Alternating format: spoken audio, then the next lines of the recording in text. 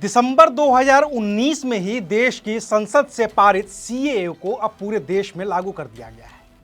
लेकिन सवाल है कि सीएए के लागू होने से भारत के आम आदमी पर क्या असर होगा। क्या सीएए की वजह से भारत के किसी हिंदू को किसी तरह की सुविधा मिल जाएगी? क्या सीएए की वजह से भारत के किसी भी मुस्लिम को किसी तरह का कोई खतरा है? आखिर सीएए में ऐसा क्या है जिसकी वजह से मुस्लिम इसका विरोध कर रहे हैं? और क्या यह विरोध सीएए का नहीं, एनआरसी का है, जिसे लागू करने के लिए ही सीएए को लाया गया है? आखिर 11 मार्च 2024 को लागू हुए सीएए से देश में क्या बदल जाएगा? आज बात करेंगे विस्तार से। नमस्कार, मैं हूं अविनाश और आप देख रहे हैं अनकट। अगर सीएए के असर को एक लाइन में बताया जाए तो भारत में किसी भी धर्म को मानने वाले किसी भी शख्स पर इस सीएए का कोई असर नहीं होगा। भारत के हिंदू हों चाहे मुसलमान, सिख हों चाहे ईसाई, पारसी, जैन, बौद्ध या फिर कोई और धर्म के लोग, उनका इस सीएए से कोई लेना देना नहीं है और उनके रोजमर्रा के जीवन पर इसका कोई असर नहीं होना है।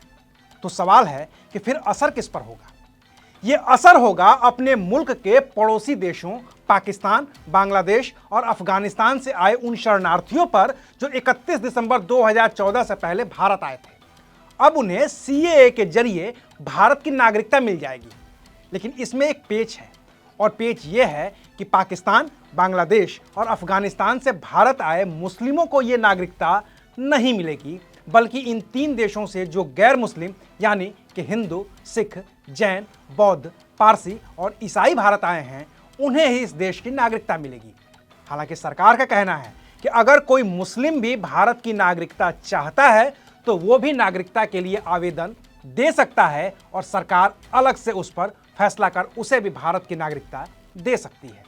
तो मतलब साफ है कि सीएए का असर न मुझ पर होगा और न ही आप पर, क्योंकि हम और आप और हमारे पूर्वज सदियों से इस देश में ही रहते आए हैं और हम यहीं के नागरिक हैं।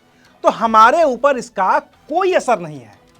हाँ, होगा बस इतना कि इस देश की आबादी में थोड़ा और इजाफा हो जाएगा, क्योंकि इन पड़ोसी देशों से जो शरणार्थी आए हैं अब वो भी इस देश के नागरिक हो जाएंगे और इस देश की जनसंख्या में उनकी भी गिनती की जाएगी।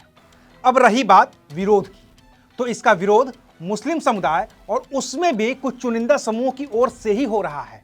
और वो ये चाहते हैं कि अगर बांग्लादेश, पाकिस्तान या फिर अफगानिस्तान से मुस्लिम भी भारत आकर यहाँ की नागरिकता चाहते हैं तो उन्हें भी नागरिकता दी जाए। लेकिन सरकार इसके लिए राजी नहीं है और विरोध की सबसे बड़ी वजह यही है। लेकिन ये वजह ऊपरी तौर पर दिख रही है, असली वजह कुछ और है, और वो वजह है एनआरसी यानी कि नेशनल रजिस्टर ऑफ सिटीजन्स, जो अभी लागू भी नहीं हुआ है।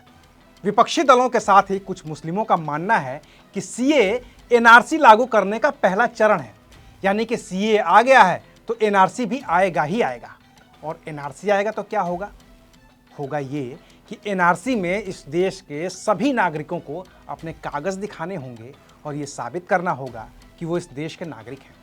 अब अगर सीएए के आने से पहले एनआरसी आ जाता तो बांग्लादेश, पाकिस्तान और अफगानिस्तान से आए उन लाखों हिंदू, सिख, जैन, बौद्ध, पारसी और ईसाई शरणार्थियों के पास ऐसा कोई कागज होता ही नहीं जिससे वो खुद को भारत का नागरिक साबित कर पाते। लेकिन सीएए आ गया है तो अब उन्हें नागरिकता भी मिल जाएगी और उनके पास कागज भी आ जाएगा। और जब एनआरसी आएगा वो लोग इस दस्तावेज के सहारे खुद को भारत का नागरिक साबित कर पाएंगे। लेकिन उनका क्या, जिनके पास कोई कागज ही नहीं है? असल सवाल यही है, क्योंकि बांग्लादेश हो या फिर पाकिस्तान और अफगानिस्तान या फिर म्यांमार, इन देशों से लाखों शरणार्थी अवैध तरीके से भारत में आए हैं। अपने देश के लोग उन्हें अलग अलग शब्दों से नवाजते हैं। कोई उन्हें बांग्लादेशी कहता है तो कोई उन्हें रोहिंग्या कहता है, कोई उन्हें कुछ और भी कह देता है। बांग्लादेश और रोहिंग्या पूर्वोत्तर के राज्यों से लेकर बंगाल, दिल्ली और केरल तक हैं और इनके पास कोई कागज नहीं है कि एनआरसी आने के बाद ये खुद को भारत का नागरिक साबित कर पाए। और यही विरोध की वजह भी है, क्योंकि भले ही इन्हें देश की नागरिकता न मिली हो, लेकिन सियासी दलों ने इन्हें अपने अपने राजनीतिक फायदे के लिए वोट बैंक में तब्दील कर दिया है और इनके पास और कुछ हो न हो, वोटर आईडी है जिससे ये लोग वोट डाल सकते हैं। ऐसे में एनआरसी आने के बाद भारत से बेदखल होना पड़ेगा और ऐसा कोई भी सियासी दल नहीं है जो अपने इस बड़े से वोट बैंक को छिटकने देगा। लिहाजा बंगाल से लेकर केरल तक सीएए का विरोध शुरू हो गया है ताकि एनआरसी को लागू होने से रोका जा सके।